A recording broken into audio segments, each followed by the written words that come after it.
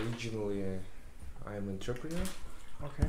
but now we're advising government Kazakhstan Okay. how to create and develop technological entrepreneurship ecosystem in Kazakhstan.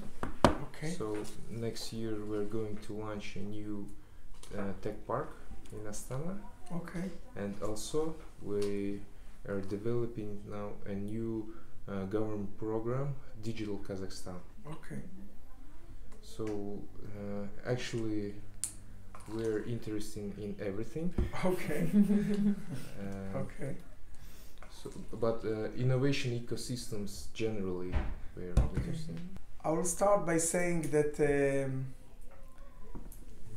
our advantage in Israel is that we started it more than 40 years ago. This is the major maybe advantage, because I think for that time it was really innovative to focus the economic policy on high tech and or new technologies. I think in those days we till then we raise oranges and agriculture, but I think it was really a good decision of Israeli government in the 70s to shift the economic policy towards technology and high tech and innovation. And I think since then, more than 4 decades, Israel is doing quite well in the innovation field, and built a quite comprehensive and efficient ecosystem. So I will try to share with you some of our main vehicles, main policies, and of course you can. It's even better that I prefer that you can create it this meeting to make it dialogue. So if you have any questions, just stop me and ask. So first, it's also your first visit to Israel. So I hope that you know that we are a very small country, both in terms of land. Kazakhstan is a huge country compared to Israel. I don't know how, but it's probably multiplied by hundreds. Number 9th in the world, I think. Yeah, we are. We are 153. So yeah. There's a big difference. I think after us it's only island. So we are quite small, and also in terms of population. Overall, we are 8 million people. 6 million of them are Jewish, 2 million Arabs, and the rest are minority of population. But I think what is really this slide just emphasize that even though we are a small country in terms of land and in terms of population, I think that our economy is doing quite well, and as you can see, we are ranking quite high in the world ranking in terms of GDP. But if you look what making Israel with quite good economy, it's easy to see that the vehicle or the field of innovation or the high tech, this is what makes Israel excel, and the other factors are quite here, and it's I think this is reflect the main vehicles or the main ecosystems you need as a country to create an innovation ecosystem. And it divided here to 5. I think those are the main 5, and of course you need human capital, so you need a good education platforms and universities and research institutes. This is basically the source of everything is based in the end of the day on people, so you must have a very efficient and effective education ecosystem. The second one, just above it is you need a capital. You need a capital or funding or money, as you wish to call it. So basically, in terms of innovation, the most I would say intensive source of funding coming from the VCs, from the venture capital. Again, this is something that developed quite well in the recent 25 years in Israel. The third vehicle is, I'm calling it the factory of startups, of companies. You need to create a flow of companies from an entrepreneur like you to be a startup, then a growing company, and then, even if you are raising to be a multinational corporation, but you need to generate all the time new and newborn companies. The fourth one, to be connected to the value chain of innovation in terms of the entire world. You need to attract multinational companies to your region. It keep you updated with others technologies. It help you to recruit talent to those companies that establish R&D centers in your country. And lucky us, we have like more than 300 multinational corporations having here in Israel one kind or another of R&D centers, and there are some of them are small, some of them medium, and some of them are huge, like Intel or even Apple.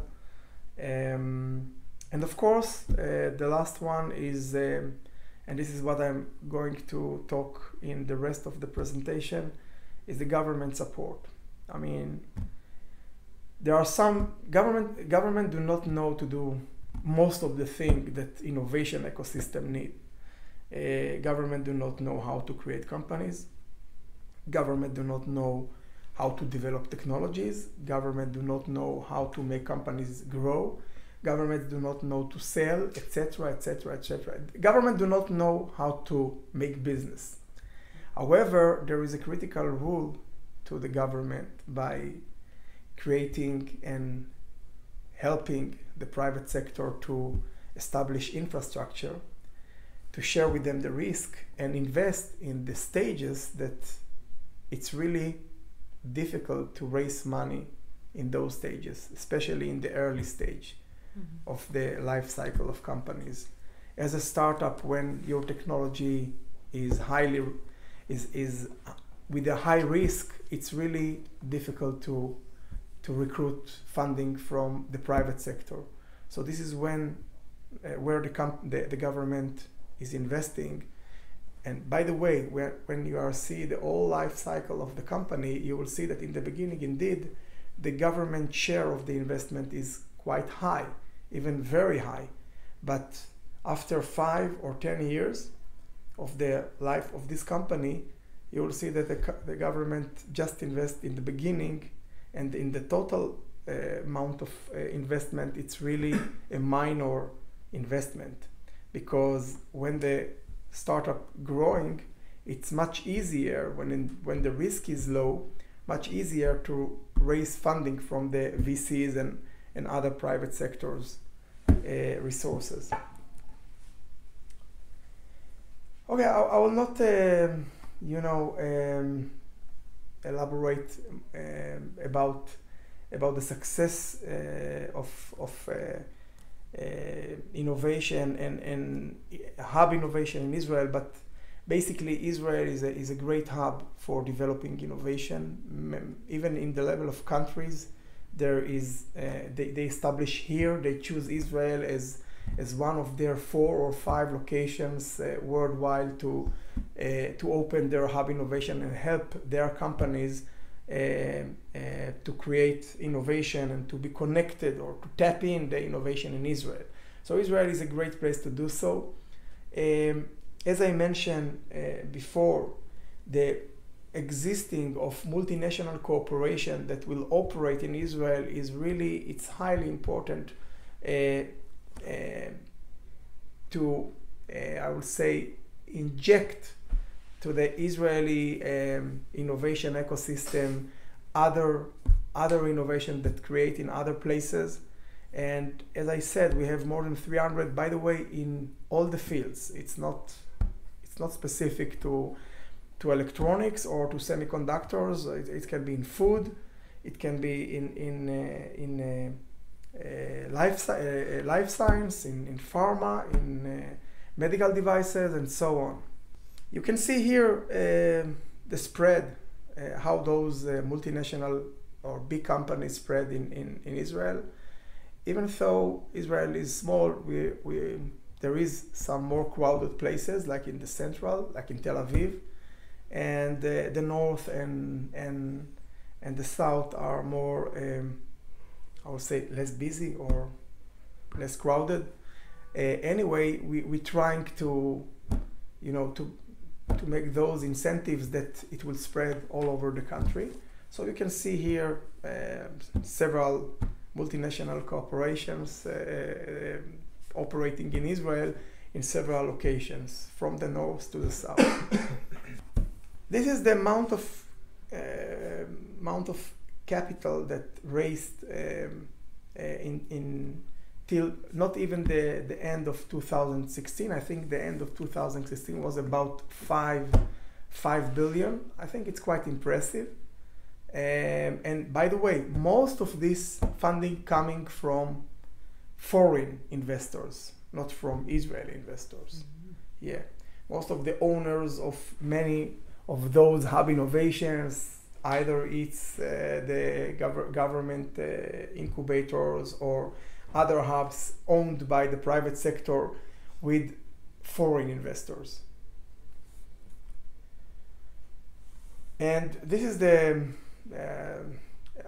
one of the, sometimes people can think it's not good, but basically this is an evidence that the innovation ecosystem is working quite well, because this is reflecting how much money raised by exits of the startups. So of course you need several kinds of growth companies. Some of them will do exits, some of them will shut down, some of them will keep growing, etc. But this is really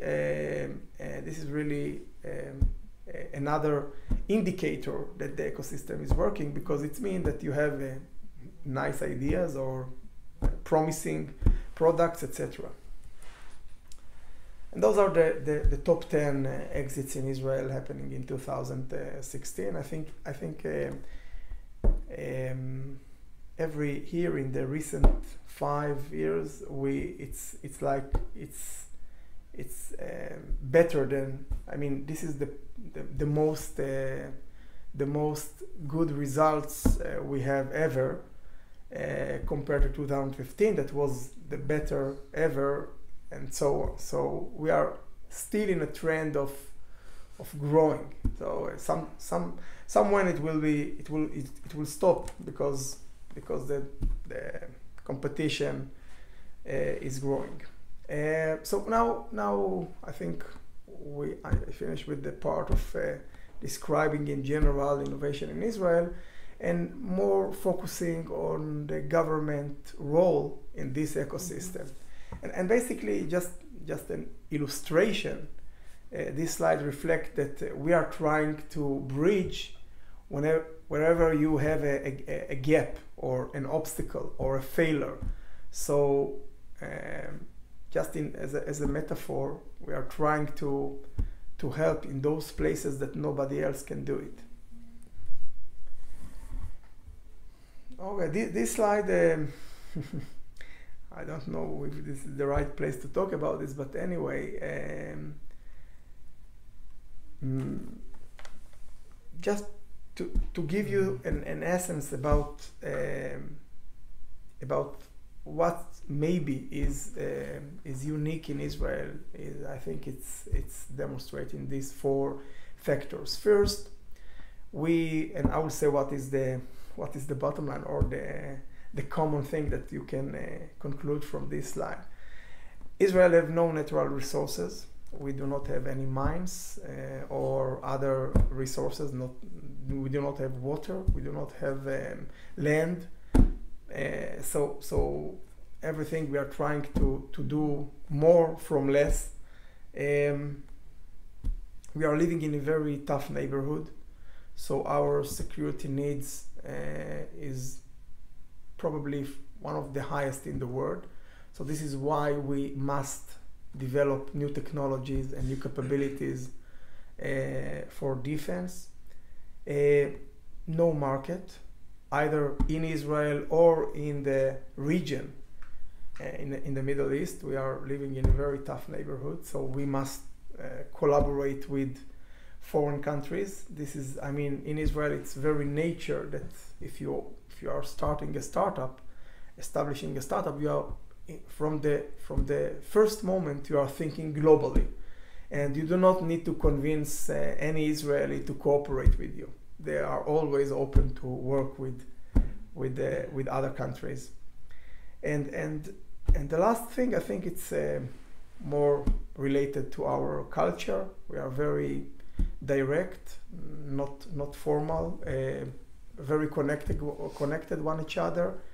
You can reach almost anyone in the country. You can pick the phone and speak with one each other. I mean, really a mesh of connections. Summarize all of this. I think it's quite obvious that innovation will be the output of this because we have no other choice.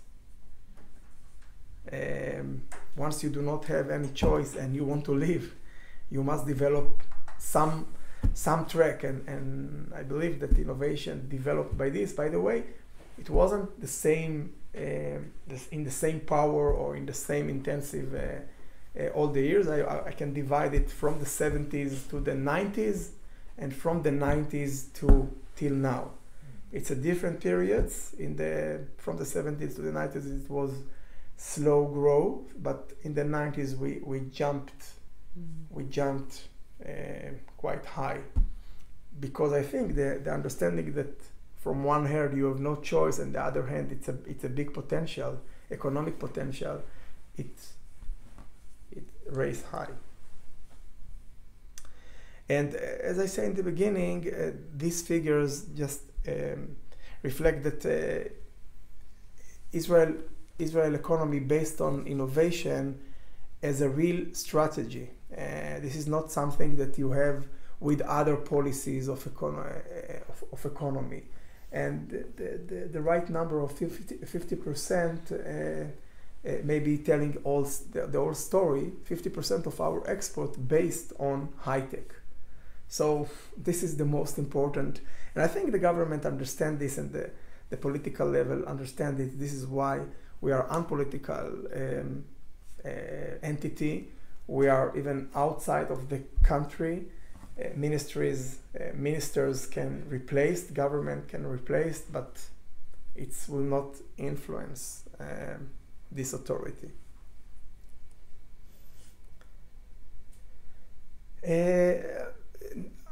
Just recently, really, I'm speaking about a few months ago, we made a very major change that I hope will reflect the Israeli economy as the change that done in the 90s.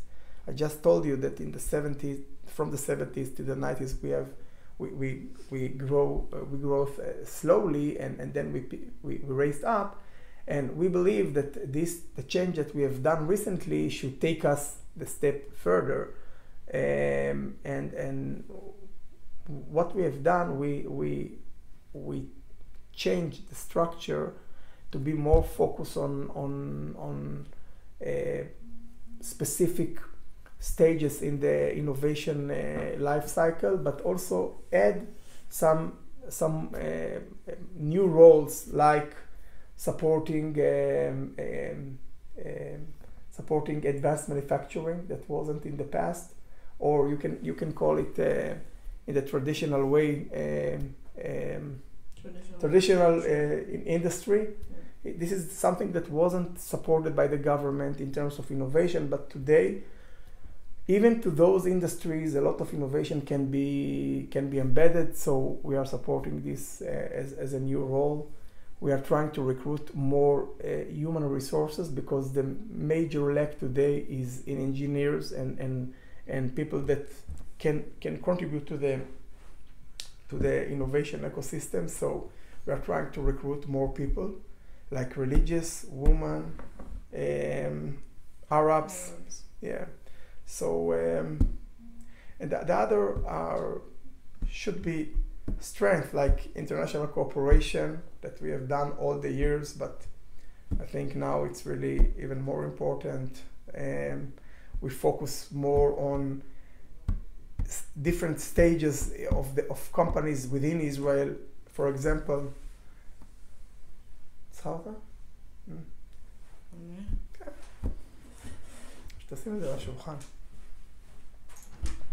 So we have specific programs for startups, specific programs for SMBs, for large companies. So we try to rebuild the authority, more focusing on the company's needs. I'll say it like this. Sorry, what do you mean societal challenges? Okay, it means that also a new role of the authority, like you mentioned now, digital country or something. This is part of this. I mean, to help the government to improve or to create better services to the citizens. Okay. So we think that we can contribute by bringing more innovation to those services. By innovation to create better services to the people in the country. So this is social challenges. Skip this. Okay. Some of the, I would say, some of the guidelines or the most useful policies that we are using. The first one, what we call the public partnership. I think we are maintaining a very good relations with the private sector. This dialogue creates the understanding of the challenges of the private sector, what they need, how we can adjust our capabilities towards their needs, etc. So this dialogue between the private and the public sector is a must in creating a healthy innovation ecosystem. The second one is the bottom-up approach. I mean, as I mentioned in the beginning, we do not know better than the private sector which way to go. So our approach is bottom-up. Everything that raised from the field compete on the same budget. We are not pre-allocating any budget for a specific sector or for specific size of companies or any other factor. I mean, whatever we receive in terms of innovation, there are experts that evaluate this, and if it found promising and innovative enough, so they will receive the funding. What will bring me to the third policy that we never fund in 100% the companies. It always need matching from the company itself, either by their own resources or by other investors, private investors. So this is crucial to create a fair and committed relationship between the government and the private sector. And it is also a way to leverage private money. You don't invest all the 100% of the. I think that the leveraging money is very emphasized in international cooperation. Why? Because not like in national programs, in international programs, you have two companies and two governments. So let's take a very simple example. If you are invest in an Israeli government $1, and the foreign company invests $1 by themselves, and the governments put another $2 one on one. So just in a very simple calculation, you will see that you are leveraging 4 times more on each dollar you are investing. So, and basically it's more because you need offices and food and cars and equipment, etc. So it's even more. This matching should recruit what we call this. It should be smart money, not just money that you invest in looking for interest, but also but leveraging it in multiple times. The last one is what is called reciprocity. It's I would say the type of funding that it especially. I mean, there are several kinds of funding or having royalties. I will mention 3. The first one, of course, is providing grants, and that's it. I mean, you fund the company with amount of money, and this is considered as a grant. In the other hand, you can provide a loan. I think this is the worst way to deal with promoting innovation. Basically, it is not work because it's not promoting innovation. And there is the middle way. This is what we adapted, and we call it. You can call it conditional loan or conditional grant, and it means that you provide a grant to the company, but in case that the product is successful in terms of generating revenues, in this case the company will pay back the grant they receive. Okay, so just in case they succeed to create revenues and have sales from the product they received the grant in the beginning, so they will pay back up to the amount of the grant, not more, just with a very little interest, and it will be very low percentage of the grant, about 3.5% yearly. So it can be very long time to pay back all the funding. And who make decisions which company needs to be granted? Okay, this is more technical procedure, but basically we receive.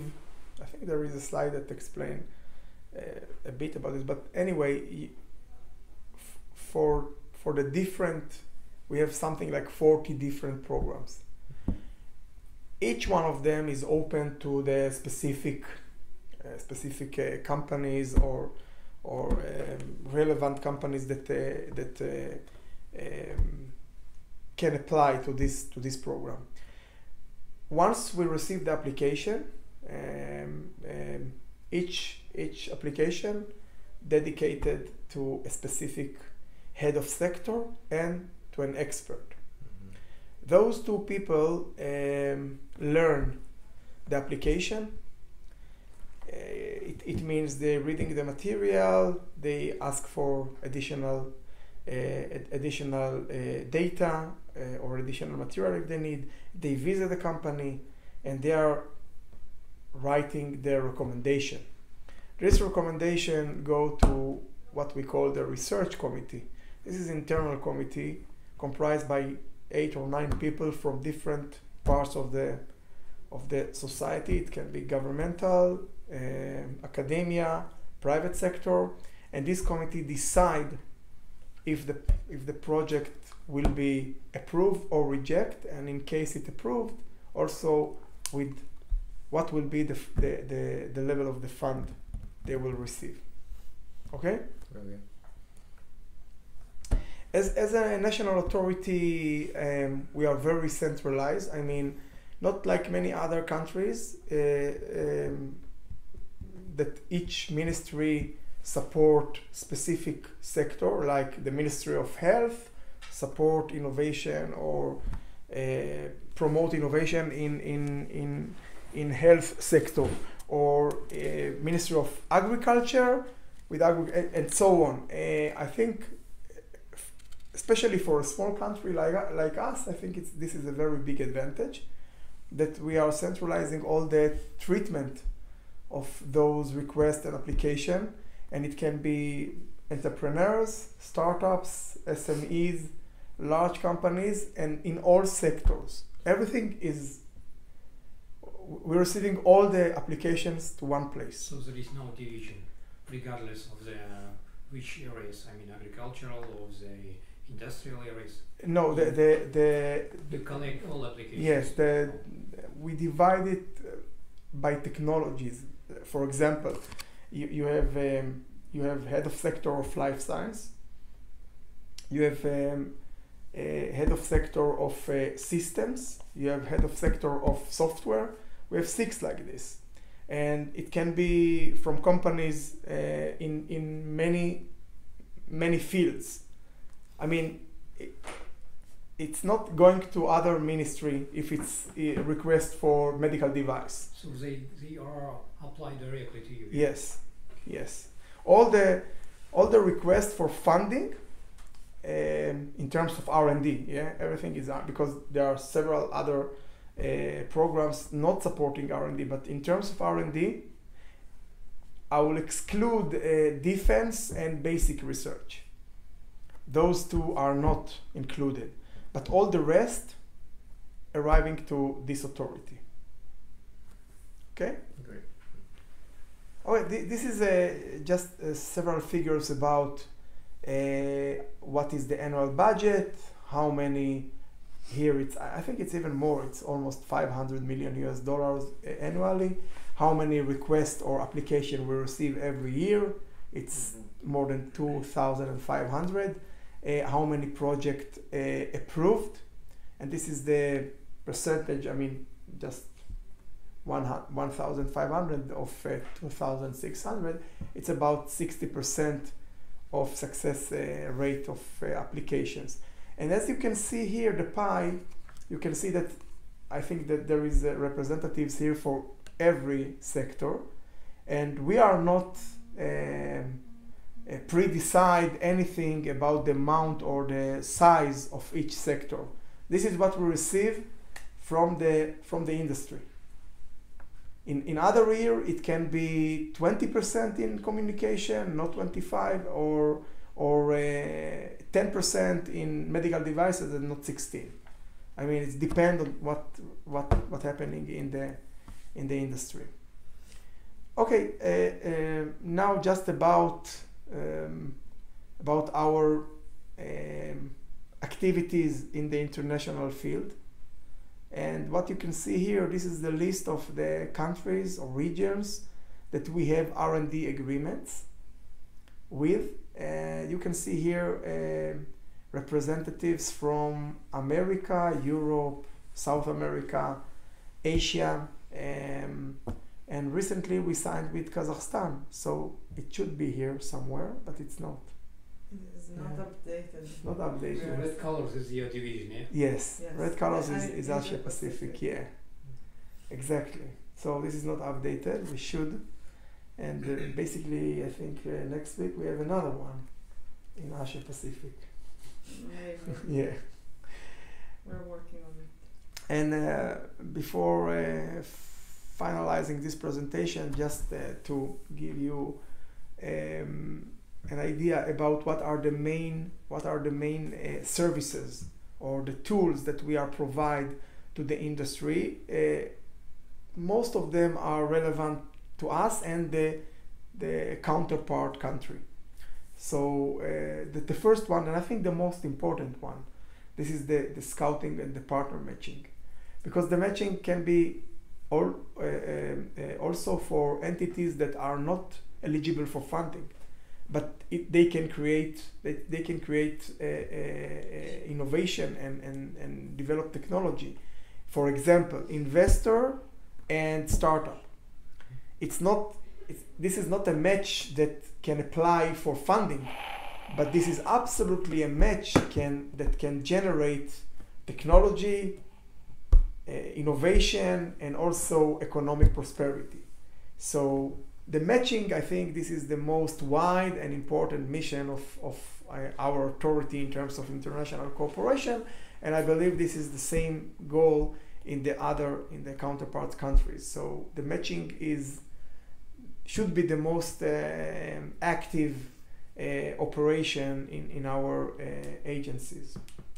The second one, this is represent part of the matching that happened, and in those cases that you have company with company collaborate together in a joint product, they can apply for funding. So in this case, they need to submit to us in our case and to you in Kazakhstan, and those applications should be decided internally if they are going to be approved or rejected, and in case both sides decide to approve those projects, so each government should provide the funding to the native company. And the third one, this is relate not to all countries, but to specific regions. Like today there are 4 regions. It's China, India, Africa, and South America. And what it means that in case Israeli company have an existing quite innovative product and they need to invest in this product that will be fit or can be adapted in those countries that I mentioned, so they can apply to us and receive the funding for doing these adjustments. It can be adjustment in changing the functionality of the product, changing the look and feel, creating other size of the same products, and so on. It's what we call product adaptation, that existing product can be fit to other markets. So for this, there is a grant available or fund available in our authority to those initiatives as well. And this is just elaborating for each one of those tools. For example, this is the core activity that I mentioned, the R&D cooperation grants. What you can see here, that we are doing in the top of the chart, you can see 2 governments. We are doing an R&D agreement, G2G agreement, to enable B2B receive funding and have a joint project or a joint activity together. And the money is falling from the sky, from the government to the companies. So only 50-50, yeah, both sides. This is the ultimate situation, but not all the time it's exactly 50-50. It depends, because sometimes one side need to invest a bit more. It couldn't be like, I would say that it's between 50-50, and I would say that the edge can be 70-30. But if it's beyond this, I mean, it's not collaboration. It's business. So this is really this is one of the real criteria that evaluated in the expert work. So if it's not cooperation, he will say this is not cooperation and it's not eligible for funding because it's not promoting innovation. It's just commercial issue. And this is the adaptation. Yeah, you can find here the tiger in the middle. You saw him? Yeah. And that's it. Thank you.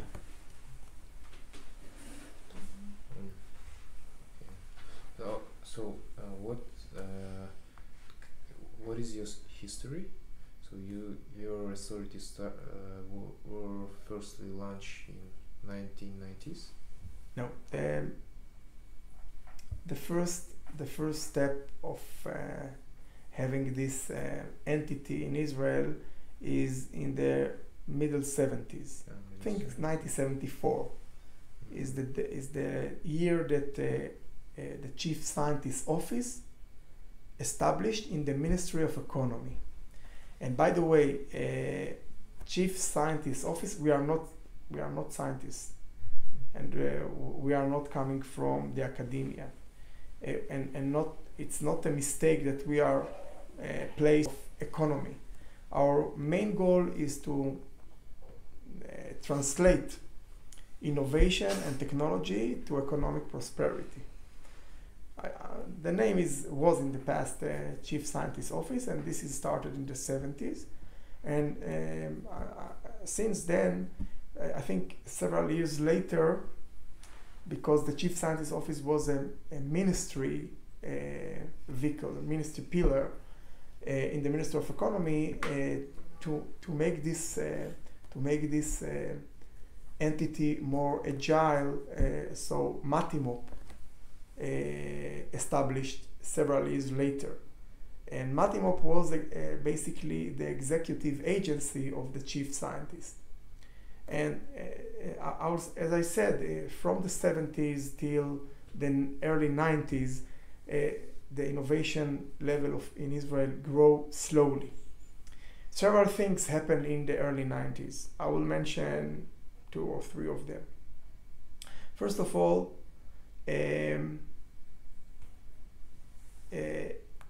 I would say the biggest immigration of Israel happened in the early 90s. We received more than 1 million people from Euro area, from Russia. What was the Soviet Union? And it's a very high quality people, and this situation led the government to decide to kick off what we call today the incubators. So it started by giving them a place, an opportunity to develop technology, because many of them were engineers, etc. So it was labs that they can work and develop. So this was really the first milestone of the incubators. So this is one example what happened in the early 90s. The second one is establishing or creating the trigger for venture capital ecosystem. And another initiative of the Chief Scientist Office with the government create the first 10 or 12 VCs in Israel by government VC called Yozma. And it's based on $100 million that divided to 10 or 12, like let's say 10 million that should be matched with 10 million of the private sector. And with conditions that if it will be successful, so the private sector can buy out the government. All the government VCs buy out. Mm-hmm. So this is how the VCs established in Israel. So those 2 components, I think, have the very major influence on the ecosystem in Israel, the incubators or the immigration, if you would like to say so, and the venture capital. I think in terms of education, by the way, also in education, this immigration bring a real major force to this vehicle as well. So, but education was always a strong arm in Israel.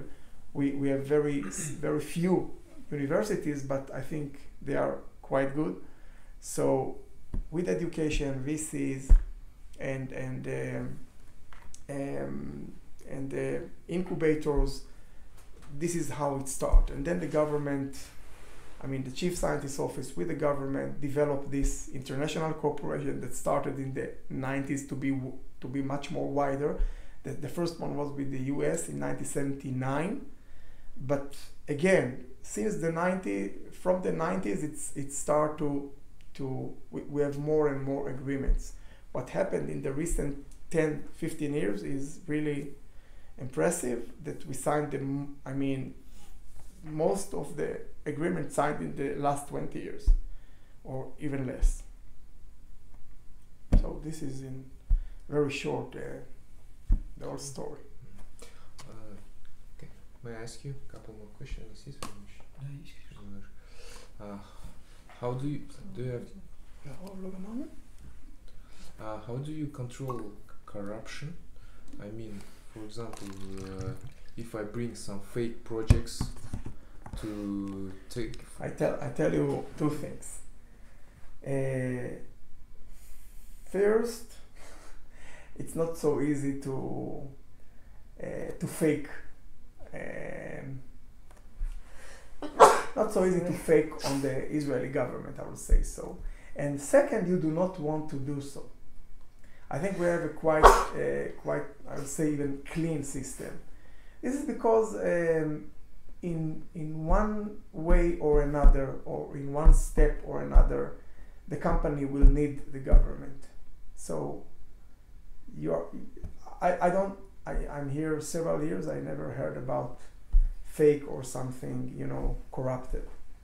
There is a big trust between the companies, and I'm talking about this activity, and I believe it's also in others. But as I say before, this is unpolitical place with unpolitical policies.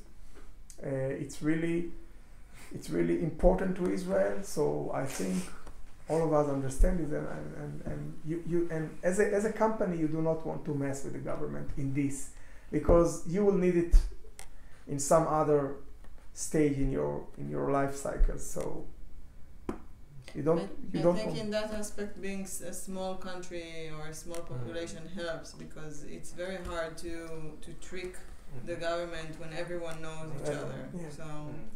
But our country's population is small either. But it's a big problem for us. And I have some specific questions about. Could you explain a little bit your team structure, your organization structure? Yeah.